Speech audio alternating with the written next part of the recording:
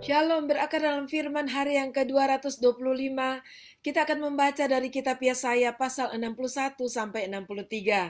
Mari kita berdoa. Terima kasih Tuhan, kami bersyukur kepada Engkau buat hari ini, dan kami percaya bahwa Tuhan selalu akan memberkati kami dalam pembacaan dan pendengaran firman kami. Dalam nama Tuhan Yesus kami berdoa. Amin. Pasal 61. Roh Tuhan Allah ada padaku, oleh karena Tuhan telah mengurapi aku.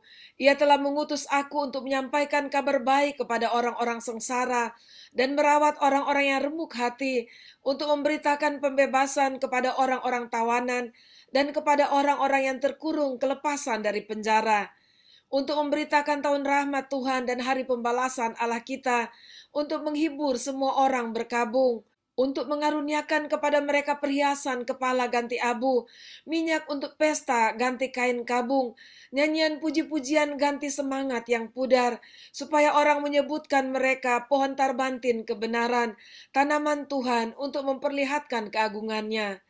Mereka akan membangun reruntuhan yang sudah berabad-abad dan akan mendirikan kembali tempat-tempat yang sejak dahulu menjadi sunyi. Mereka akan membaharui kota-kota yang runtuh, tempat-tempat yang telah turun-temurun menjadi sunyi.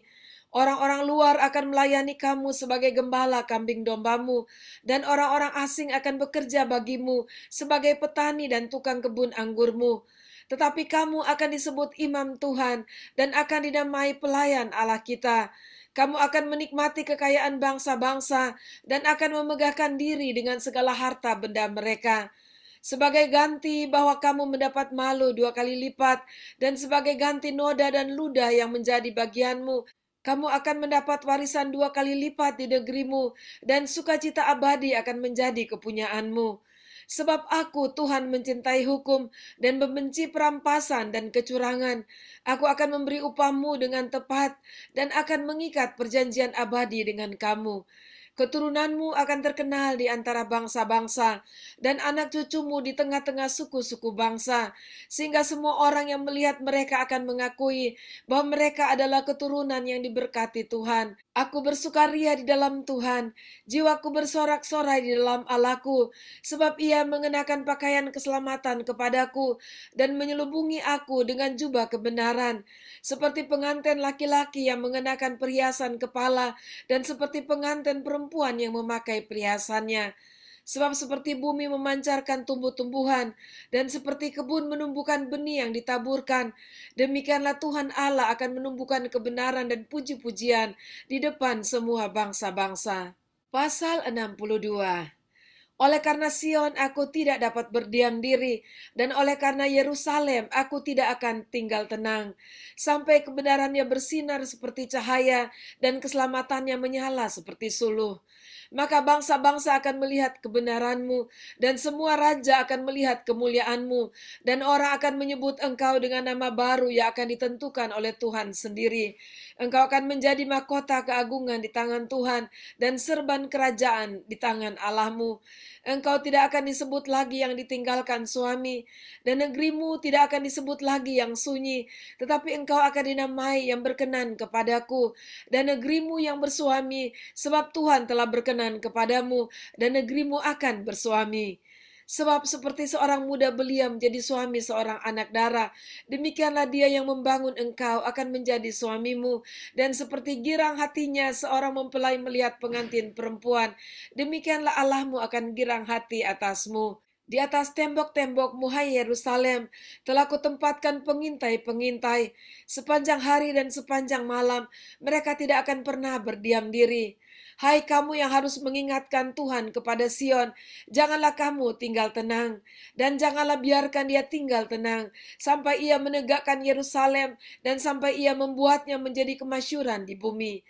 Tuhan telah bersumpah demi tangan kanannya, demi tangan kekuatannya. Sesungguhnya aku tidak akan memberi gandummu lagi sebagai makanan kepada musuhmu, dan sesungguhnya orang-orang asing tidak akan meminum air anggurmu yang telah kau hasilkan dengan bersusah-susah.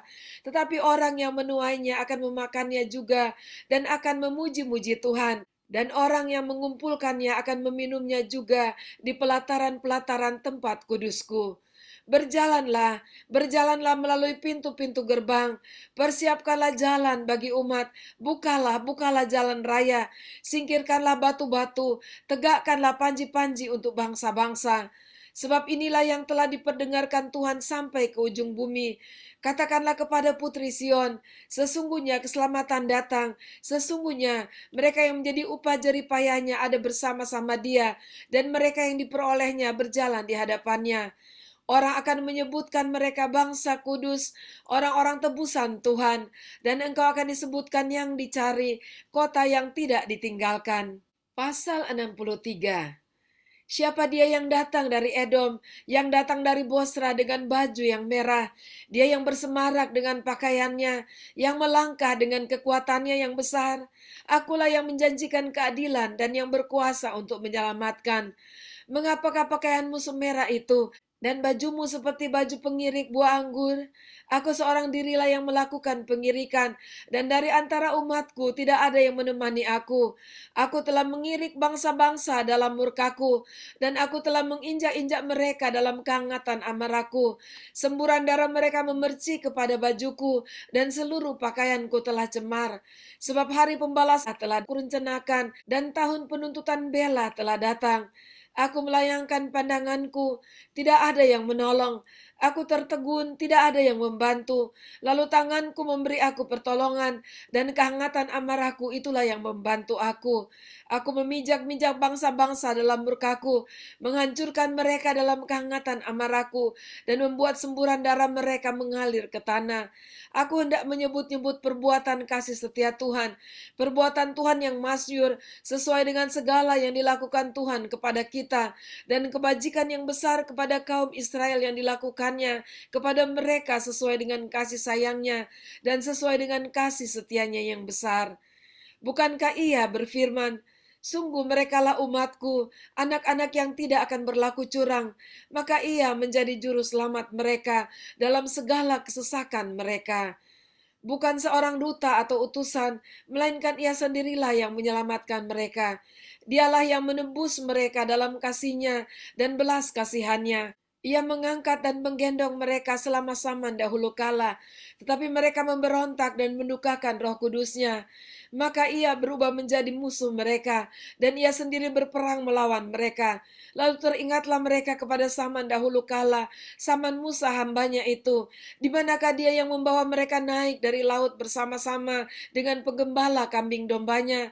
Di manakah Dia yang menaruh Roh Kudus-Nya dalam hati mereka, yang dengan tangannya yang agung menyertai Musa di sebelah kanan, yang membelah air di depan mereka untuk membuat nama abadi baginya, yang menuntun mereka melintasi samudera raya seperti kuda melintasi padang gurun. Mereka tidak pernah tersandung seperti ternak yang turun ke dalam lembah. Roh Tuhan membawa mereka ke tempat perhentian. Demikianlah engkau memimpin umatmu untuk membuat nama yang agung bagimu. Pandanglah dari surga dan lihatlah dari kediamanmu yang kudus dan agung.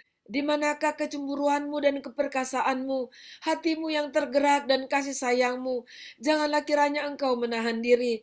Bukankah engkau Bapa kami? Sungguh Abraham tidak tahu apa-apa tentang kami, dan Israel tidak mengenal kami. Ya Tuhan, engkau sendiri Bapa kami. Namamu ialah penebus kami sejak dahulu kala. Ya Tuhan, mengapa engkau biarkan kami sesat dari jalanmu?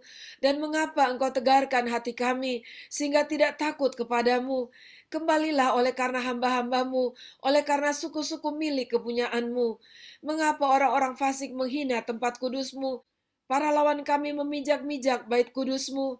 Keadaan kami seolah-olah kami dari dahulu kala tidak pernah berada di bawah pemerintahanmu, seolah-olah namamu tidak pernah disebut atas kami. Demikianlah pembacaan dan pendengaran firman Tuhan kita pada saat ini. Dan kita melihat bagaimana kasih sayang Tuhan kepada bangsa Israel yang telah mendukakan hatinya. Tetapi selalu ada janji keselamatan bagi mereka. Dan bersyukur kepada Tuhan masih ada tersisa umatnya yang sungguh-sungguh setia kepadanya. Dan setia untuk menjaga peribadatan mereka kepada Tuhan dan menjaga hati mereka untuk melakukan kebenaran. Dan kita bersyukur kepada Tuhan. Biarlah kesadaran kita akan Tuhan selalu akan memimpin kita kepada jalan Tuhan, kepada jalan yang benar, dan kepada peribadatan yang sejati kepada Tuhan Allah kita. Juru selamat yang sudah membawa kita kepada keselamatan dan kehidupan yang kekal di dalam Dia. Terpujilah Tuhan. Mari kita berdoa. Terima kasih Tuhan buat kebesaran kasih-Mu kepada kami, kepada umat Tuhan, sama seperti Israel, di mana panjang sabar dan kasih setia-Mu berlaku atas mereka, dan janji Tuhan kepada mereka yang sungguh-sungguh hidup benar, dan bahkan kepada mereka yang sudah berbuat jahat kepada Engkau pada saat mereka bertobat dan kembali kepada jalan-Mu. Terima kasih Tuhan, terpujilah Engkau. Tolonglah kami terus agar kami tetap setia kepada Engkau. Di dalam nama Tuhan Yesus kami berdoa. Amin. Puji Tuhan, sampai jumpa besok. Tuhan Yesus memberkati.